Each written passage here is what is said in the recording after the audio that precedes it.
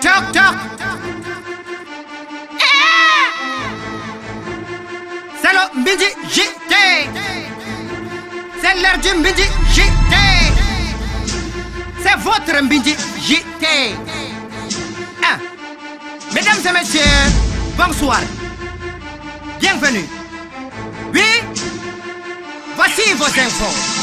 Le couple présidentiel de retour en grande pompe vient démentir la rumeur du journal Le Monde. Manipulation et intox des Occidentaux.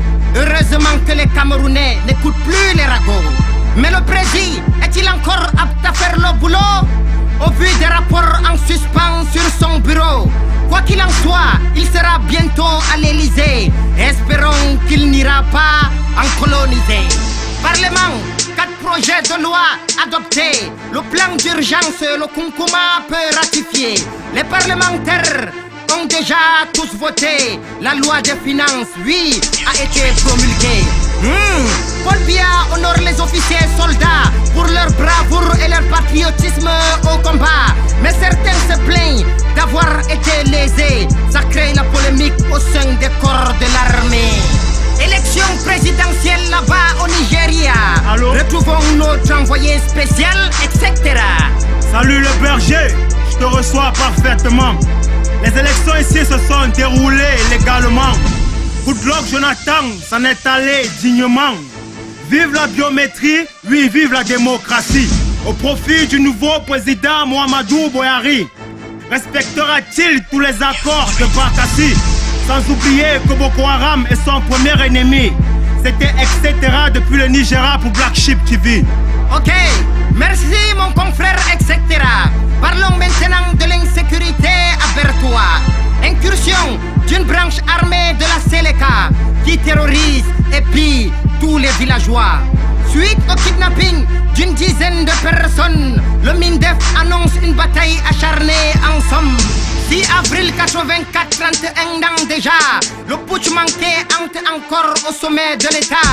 Quel sombre anniversaire dans l'histoire du Camer. Pas de prix pour la paix, ici on déteste la guerre. Amadou Bamoulke, en route pour Konengi, soupçonné d'avoir détourné 3 milliards à la CRTV. Mendozé prépare un comité d'accueil pour son fils.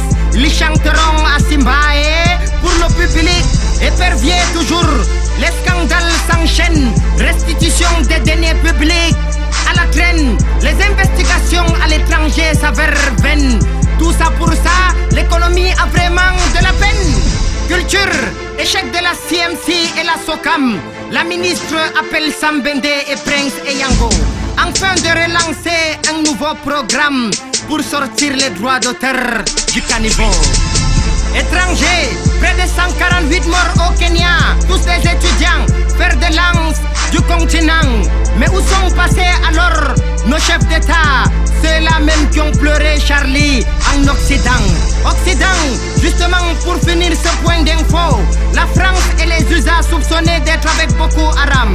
Les avis sont partagés, décidément ça rame. Mais la coalition s'active sur le macadam.